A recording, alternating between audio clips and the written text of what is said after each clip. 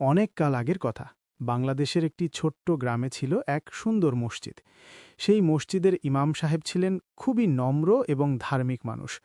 তার ব্যবহারের মাধুর্যে তিনি গ্রামের সবার মন জয় করেছিলেন। তিনি নিয়মিত মসজিদ পরিষ্কার করতেন, মুসল্লিদের কোরআন শরীফ শিক্ষা দিতেন এবং গ্রামের সমস্যায় সবসময় পাশে থাকতেন। একবার গ্রামে একটি বড় দুর্যোগ আসে। মুষলধারে বৃষ্টিপাতের কারণে সব ক্ষেত নষ্ট হয়ে যায় এবং মানুষের ঘরে খাবার সংকট দেখা দেয়। ইমাম সাহেব তখন গ্রামের সবাইকে একত্রিত করলেন এবং ত্রাণ বিতরণের ব্যবস্থা করলেন। তিনি নিজে বাড়ি বাড়ি গিয়ে খাবার এবং অন্যান্য প্রয়োজনীয় জিনিসপত্র বিতরণ করতে শুরু করলেন।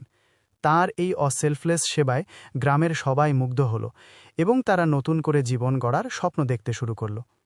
এই গল্পের মাধ্যমে আমরা বুঝতে পারি যে একজন সৎ এবং ধার্মিক ইমাম কিভাবে একটি সমাজকে পরিবর্তন করতে পারেন। তার নিঃস্বার্থ সেবা এবং অনুপ্রেরণায় মানুষের মধ্যে আশার আলো জ্বলে ওঠে এবং তারা নতুন করে জীবন গড়ার স্বপ্ন দেখে।